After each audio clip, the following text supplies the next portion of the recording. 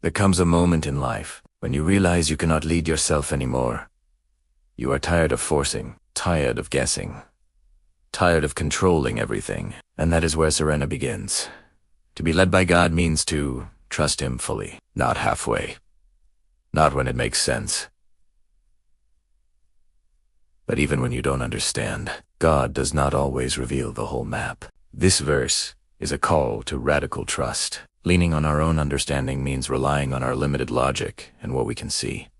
But God's perspective is infinite. He sees the beginning from the end. Trusting with all your heart is an active choice to believe His path is perfect, even when it feels uncertain. It's letting go of the need to have all the answers before you take a step of faith. But He promises to guide every step. Surrender is not weakness.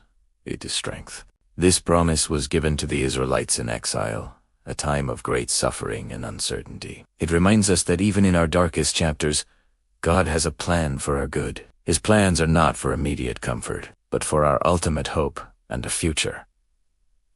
Surrendering to His plan means believing that He is weaving a beautiful story, even when we can only see broken threads. God's plans are higher than your fears, higher than your timing, higher than your expectations. This verse reveals our identity. Being a child of God is not just a title. It's a relationship of being led. The Holy Spirit is our internal guide, our divine compass. He speaks in a still, small voice, nudging us away from wrong turns and toward paths of righteousness. Learning to hear His voice is a lifelong journey of quieting the noise of the world and tuning into the frequency of heaven. When you accept God's leadership, you are no longer driven by emotions. This is the heart of discipleship. God is not a distant observer. He is a loving Father and a personal instructor. He promises to counsel you with His loving eye on you. This is not a cold, academic teaching, but a tender, intimate guidance. He knows our weaknesses, our fears, and our potential. His instruction is always tailored to what we need, designed to shape us into the person He created us to be. You are guided by the Spirit. The Spirit warns. The Spirit directs. The Spirit protects. You are not walking alone. God sees what you cannot see. This beautiful imagery speaks of the intimacy of God's guidance. He is so close that His voice is right behind you. This is the voice of the shepherd leading his sheep. It doesn't shout, it reassures.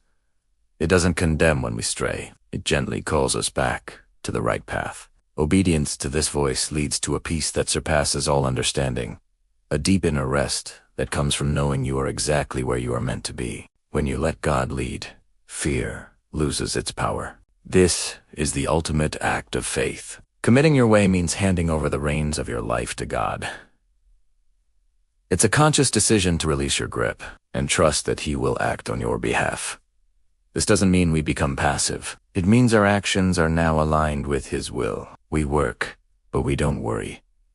We plan, but we trust His outcome. This is where striving ceases and true peace begins. Sometimes God's direction is uncomfortable.